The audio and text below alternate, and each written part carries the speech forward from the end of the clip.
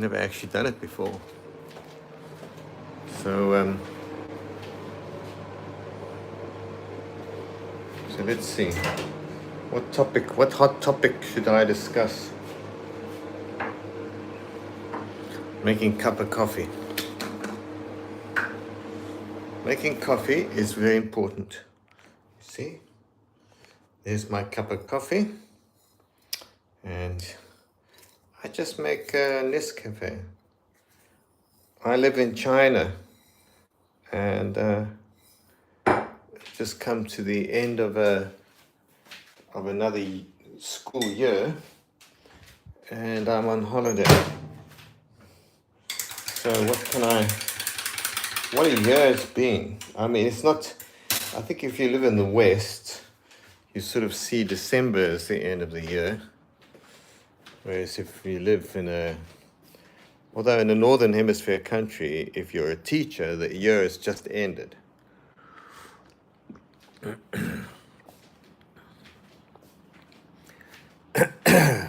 We would go on holiday now. So our school holidays are long. Now, I'll tell you what I want to talk about. First of all, let's talk about the last year. I've gotten a year older, and I'm actually getting old. So let's have a look out here.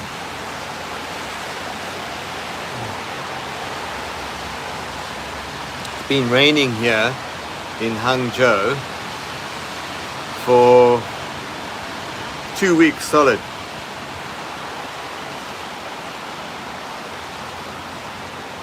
I've lived in China for 5 years. I've never seen it rain for 2 weeks without a break. There was a brief respite yesterday where it kind of cleared up. I went for a jog, and today back to raining. It's like it's never going to end. So what a crazy year it's been, eh? First of all, the horror of Israel. People say, where do you stand with Israel? I say, well, we're Western Christians. We've always stood with Israel since the beginning. And many people say, oh, what about all the genocide going on in Gaza? I mean, you can argue around that point a lot, you know.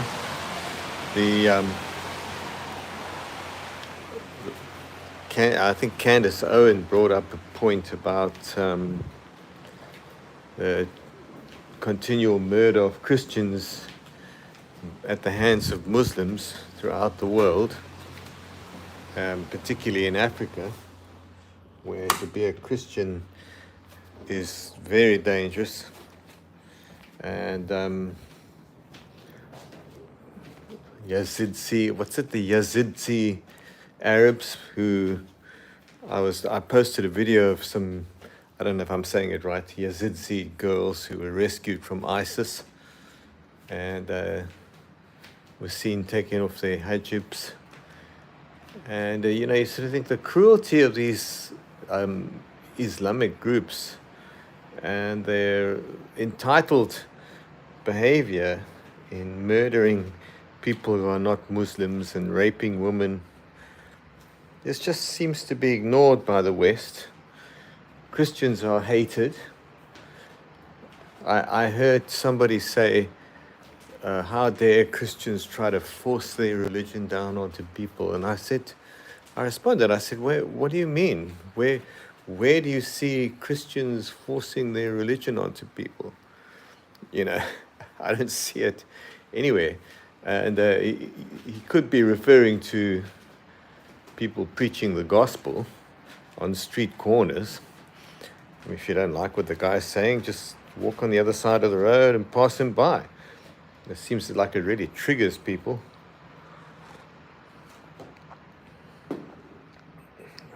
If you go to the Middle East and you preach the gospel on a street corner, they'll put you to death. Simple as that. You'll die. Either that or they'll put you in jail. If a Muslim preaches Islam on the street corner in the West, nobody minds. West, let me talk about one point.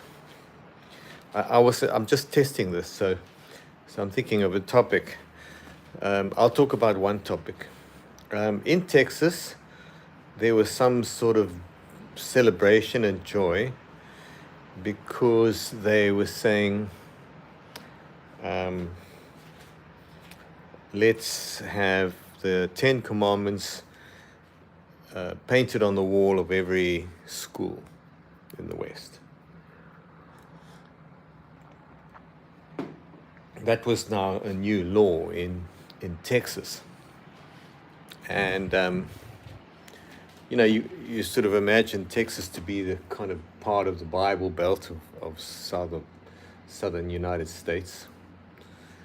And I said one of the things I've been saying when I discuss this whole, I'm anti-Sharia law.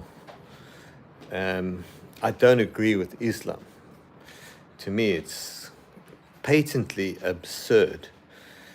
But of course, I'm conscious of the fact that many atheists say the very same thing about Christianity.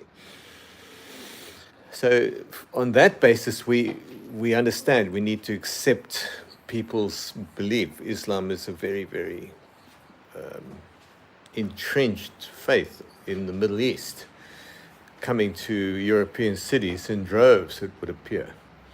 I think many Westerners feel very threatened by that. I don't like to see England looking like, some North African Islamic state, women in hijabs everywhere and mosques bellowing out there. I don't want to see it in England. England is a Christian country, but it seems to me the British people and the Europeans and the Americans have all become very soft and passive, and the Islamic people seem to think of it as a opportunity to push their Middle Eastern religion, and the Europeans are totally passive about it. They're like, oh well, let's not be Islamophobic and stuff like that. So now it almost seems like a response in a place like Texas. Well, we're going to put the 10 Commandments on the walls of every school, and this is our response. And I said to them, what do you actually want? Do you want a Sharia law Christian version in the United States to sort of counteract the illegal immigrants and the incursion of Islam into Western countries? Well, is that what you're trying to do? And the thing is that one of my big arguments against Islam, Sharia Islam, is that they will talk about the Christian West. You'll say, look, why is it that all the Muslim countries, if Islam is so wonderful, why do they want to leave in the first place and go to the West, which is not Muslim? And in the second place, why are they always fighting each other? So, if you look at Yemen, and if you look at Syria, and you look at Lebanon, Iraq versus Iran, and so on, there's always a war somewhere in the Middle East. It's got nothing to do with the West. It's Arabs against Arabs.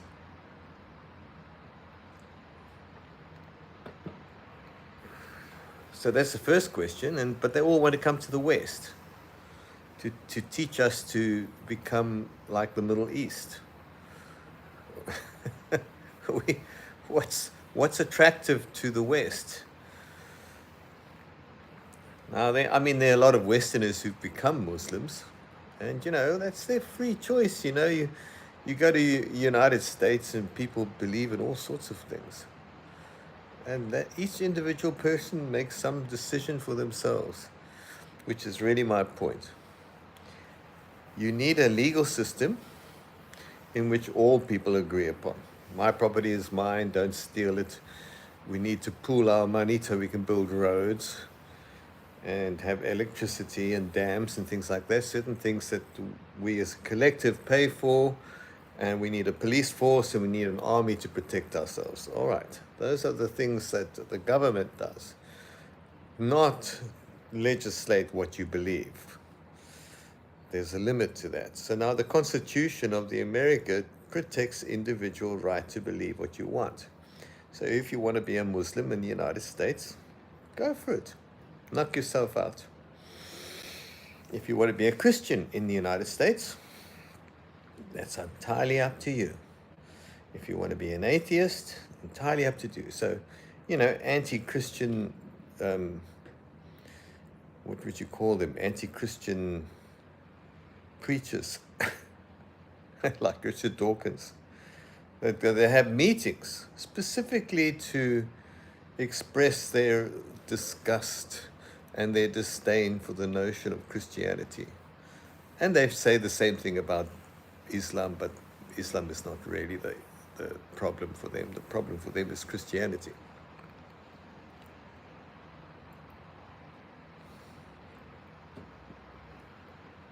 What I said was the West is secular. If you speak to a Muslim in Saudi or Egypt or one of those countries, they'll tell you the West is Christian.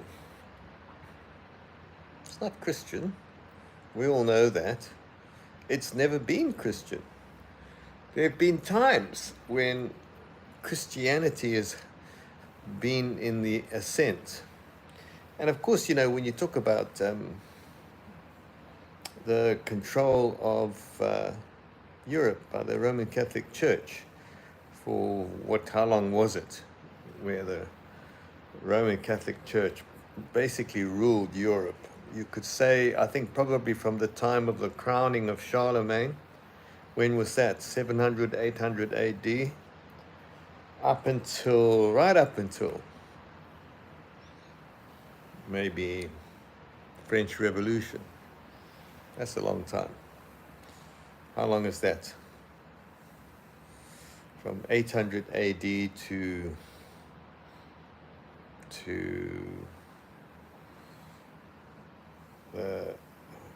1800s, 1700s. It's nearly 1,000 years, for heaven's sake. It's 1,000 years. 800 to 1800, yeah. That is a long time, wow. And so since the French Revolution, or I guess you could say the Reformation would be another key time. When is that now? That's about 1500. Martin Luther. So there's a breakaway from the Catholic Church. But the Catholic Church was still very powerful up until, let's say, about 1800. Then secularization came in.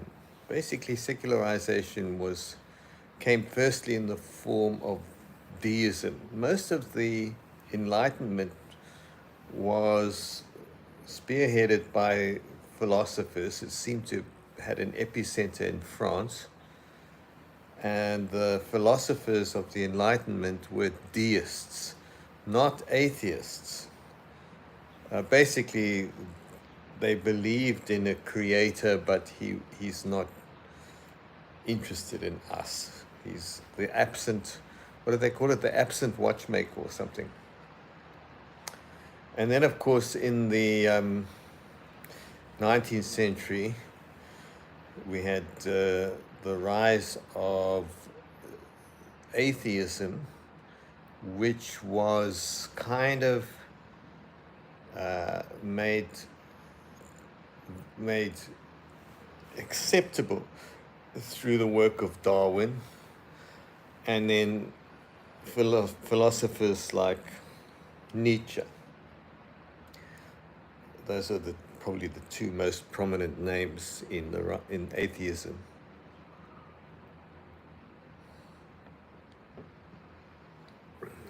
Basically, the idea that the universe didn't have a watchmaker, the watch made itself, which is an absurd idea, but that's my opinion. Watches don't make themselves. They have an intelligent guiding hand which makes them. So, into this whole mix, you have this idea. Many good things came out of the Enlightenment, which were imported to the United States and put into the Constitution. So the Constitution is not a Christian constitution. It's not we the people believe in the Lord God Almighty and Christ is the Lord of the United States. To the contrary, it's a system of individual rights. And in that individual rights constitution, you can choose any belief you want to. Now, in my personal opinion, and I think most Christian thinkers would probably agree, is that if you choose Christianity, you should do so out of your own free will, not because it's the law of the government, right? This, you can see I'm circling back to this Texas thing. And, there's a saying, if I'm persuaded against my will, I'm of the same opinion still. So, in a certain country where you would be persecuted for being a Christian, what do? You give up your Christianity. What you will find is that if you clamp down on people's beliefs, they believe them even more.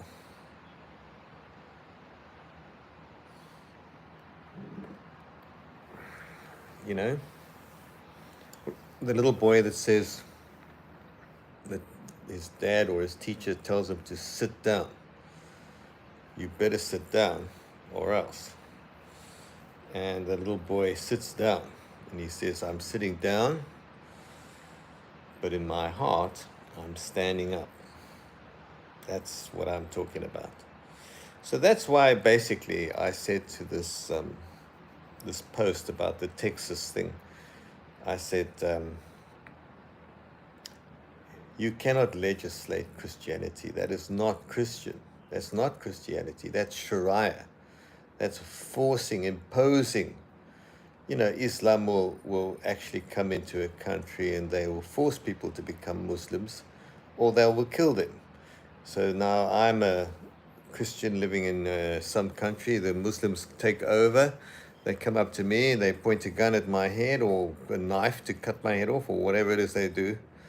And they say, okay, time to become a Muslim or die. So I'm like, well, I don't really want to die. So I pretend to be a Muslim in order to save my life. That's not conversion.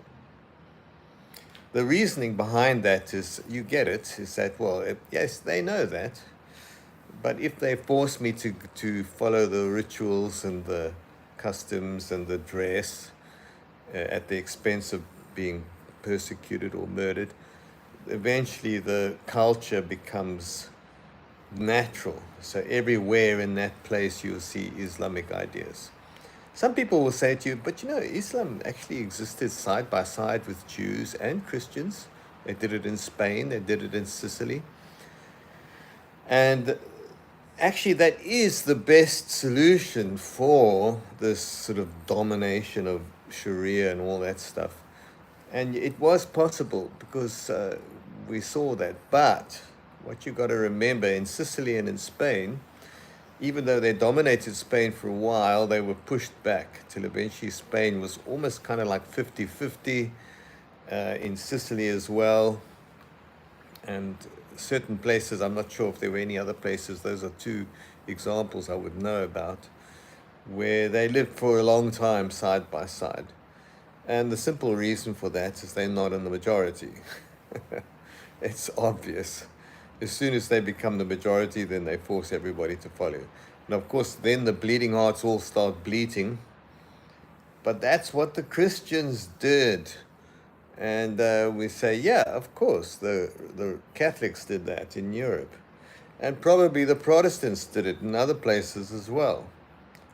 And then they went to the United States, and then we had sort of enclaves of Puritanism in which they were dominating and legislating Christian law on everybody around them. And if people were caught outside of the limitations of that law, they were severely persecuted. The Christians did it too.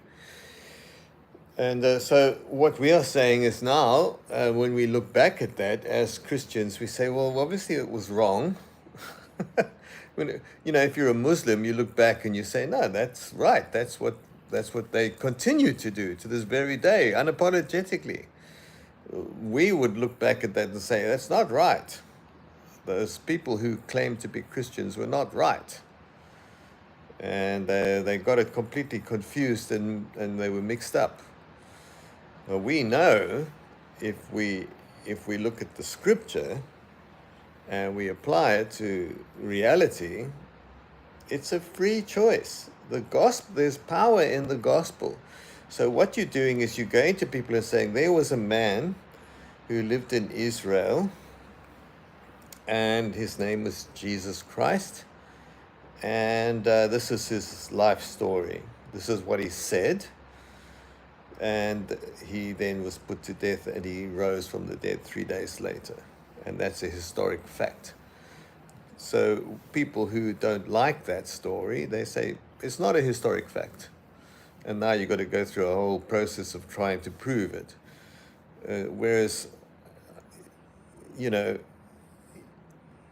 true Christian idea is to present the story and let people do with it what they will. You say, here, let me introduce you to the biblical narrative. Do with it what you will. And people have their own lives to live, and they have their own choices to make. That is democracy. That is pure democracy. We might argue that there is no such thing as pure democracy. And within the Christian system, things like capitalism with all its problems is probably the correct system, not socialism. Socialism destroys people's initiative. Socialism destroys people's choice. The philosophy of the West has generally been the right one, simply because it gives human people the right to choose. It gives people the right to self-determination. It gives people the right to work hard or not to work hard, for people to make it become wealthy, for people to remain poor, within a system that gives you the right to education for all. We agree as a collective in a Western country to pay our taxes towards a certain level of education for everybody. And give people the right to earn their way up and work their way up the ladder. And as they do so, they need to obey the law. And the laws that are legislated are, we don't want people stealing, we don't want people selling illegal drugs to addict people to and destroy their lives. We don't want people to molest other people and hurt them. That's what the law is for. And that is an agreed upon law in which representatives can gather together and legislate. And some of those legislators can be Christian, some of them can be Muslim, some of them can be atheist, and they have to come to an agreement. And that's called politics. And politics is messy, because now you have different constituents and different groups, and you get majority groups and you get minority groups, and they have to, in the United States, they've decided to include everybody and give them all an equal voice, even if they're a minority. So now, of course, you've got all kinds of minority groups clamoring for attention. That's the process. It's very complicated because of the ideals and desire for fairness to all.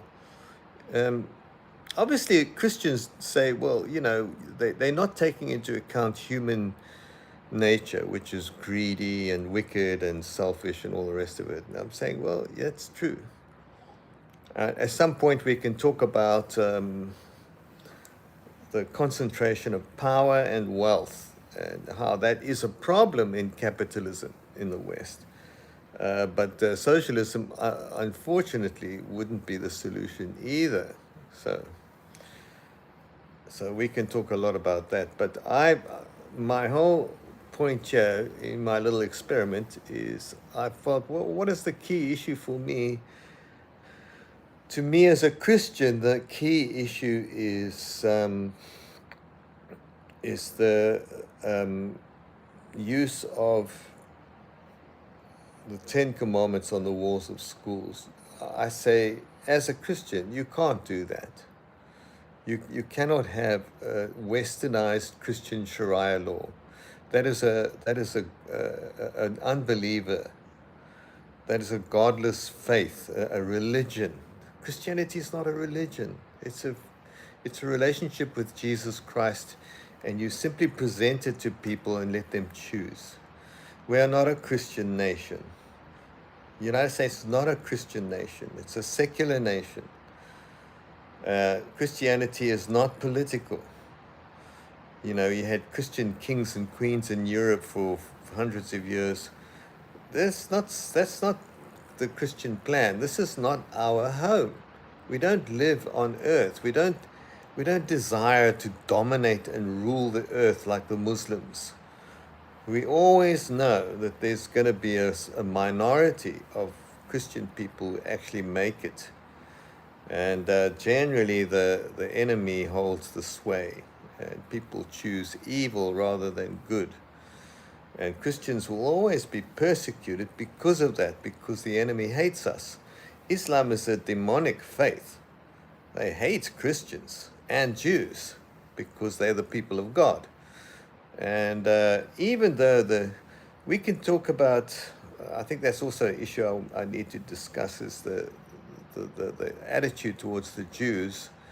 It seems to be a little bit unclear.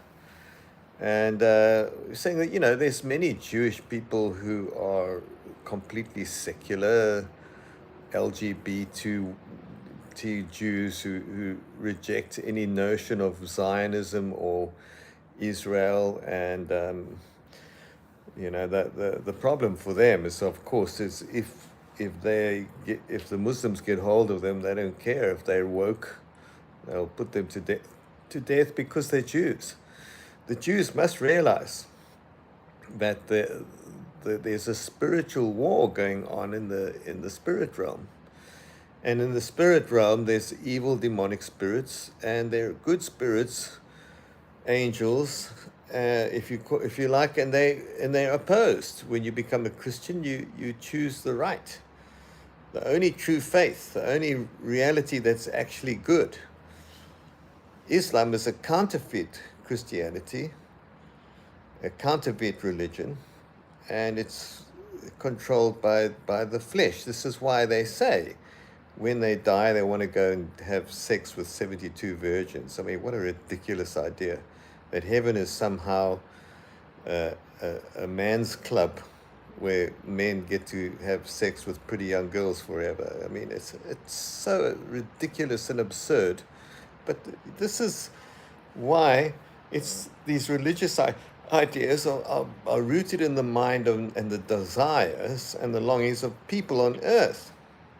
They're an earthbound religion. They don't understand that the flesh and the things like eating food and having sex and having pleasure here on earth is not what heaven is.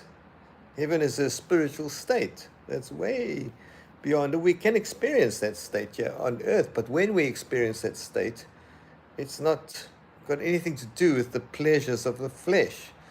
The pleasures of the flesh are not really what Christians long for. What we long for ultimately is not that. It's our restored relationship with our Father. And once that relationship is completely restored without any blockage or sin, we don't need any of that stuff. We don't want 72 virgins. We've got something much better. So,